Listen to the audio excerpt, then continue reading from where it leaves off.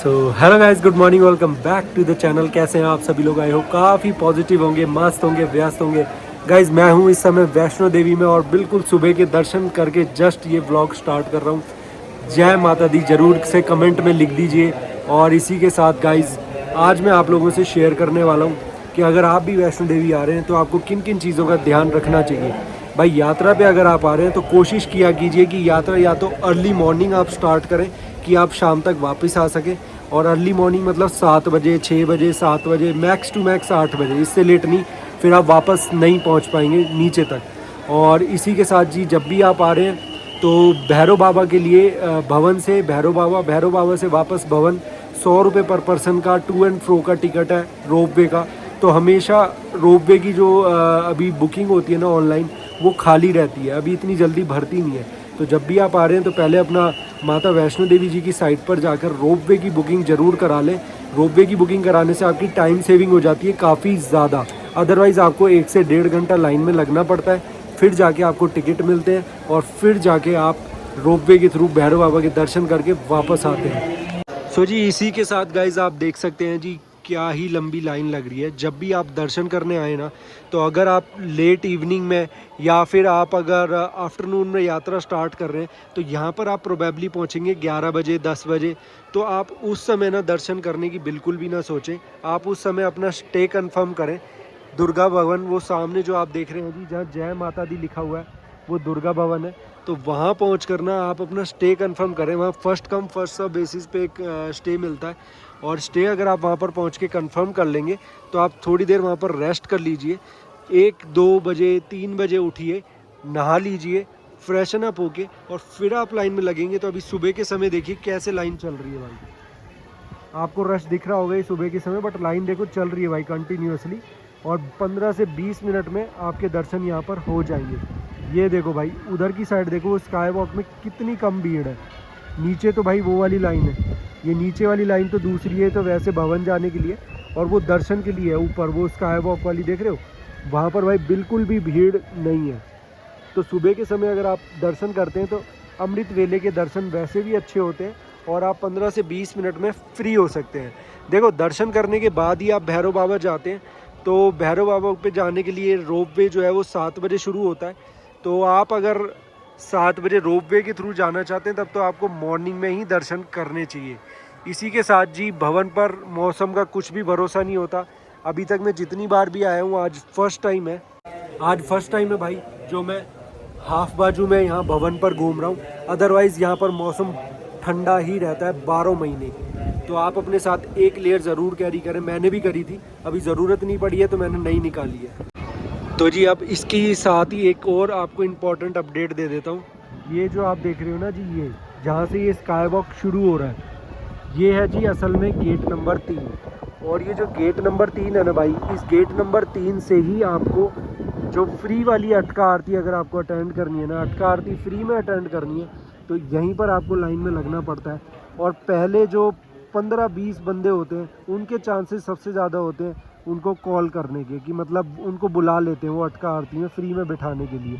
तो कोशिश किया कीजिए जी, 5 बजे लगभग लाइन लगना शुरू होती है, तो आप 5 बजे से पहले ही आप यहाँ पर 4:45 के आसपास इसी लाइन में लग जाएं। और जितना आप आगे होंगे, पहले 10 बंदों में अगर होंगे तो काफ़ी ज़्यादा चांसेस हैं कि आपका नंबर आ जाएगा अटका आरती में। अटका आरती करने के बाद रोप वे स्टार्ट हो जाएगा, तो आप भैरव बाबा के दर्शन करके सीधा नीचे आ सकते हैं। नहीं तो वहाँ से भी सीधा आप निकल सकते हैं सांझी छत वाले रास्ते के थ्रू कटरा के लिए।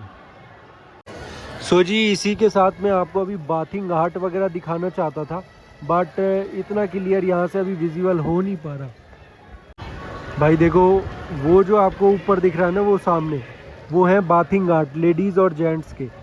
आप बिल्कुल भी ये मत सोचना कि मैं नीचे से नहा कर आया हूँ बाणगंगा से या होटल से, तो अभी नहाने की क्या ही ज़रूरत है।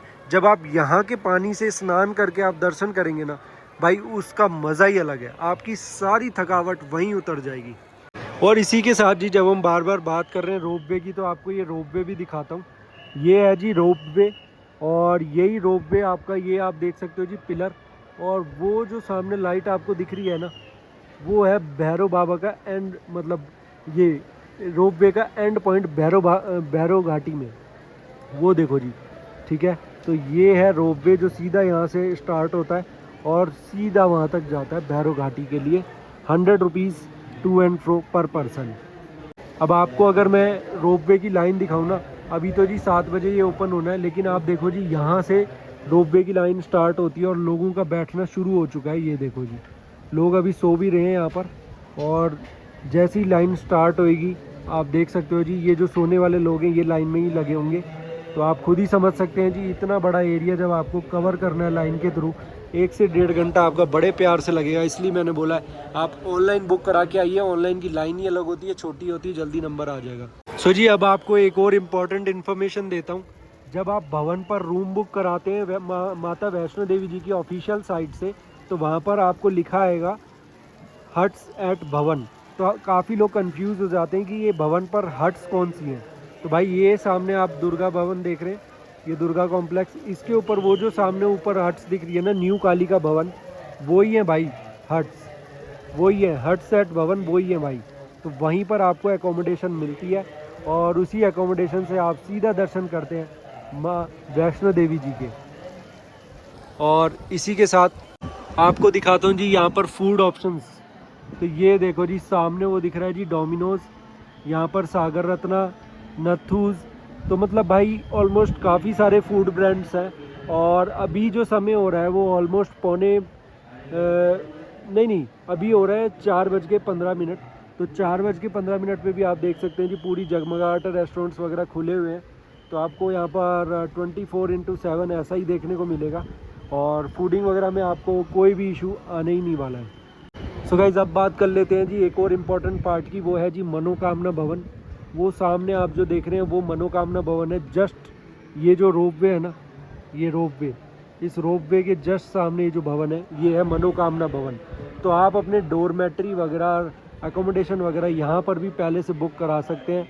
और यहाँ पर आप जो लंगर मिलता है, यहाँ पर जो खाना मिलता है, उसका भी स्वाद चख सकते हैं।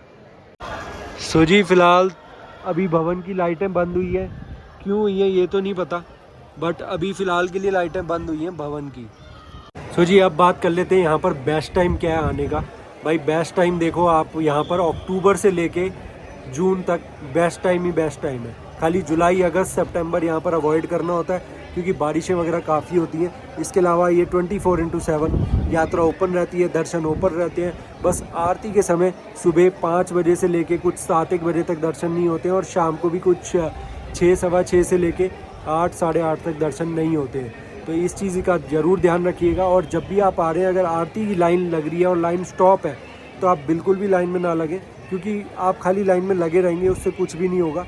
लाइन मूव ही नहीं करती है उस टाइम।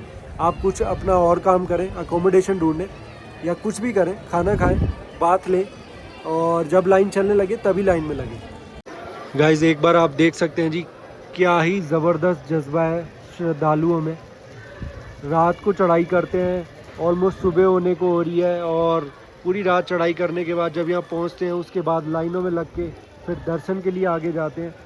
ये माता रानी की कृपा है, माता रानी की शक्ति है जो भक्तों को इतना ज़बरदस्त प्रेम बनाए रखने में कामयाब करती है। सो गाइस इसी के साथ it's time to end our vlog now. और अगर ये वीडियो इन्फॉर्मेटिव लगा है, अच्छा लगा है, तो भाई please do like it, do share it, and अगर आप चैनल पे नए हो तो भाई प्लीज़ सब्सक्राइब कर लेना।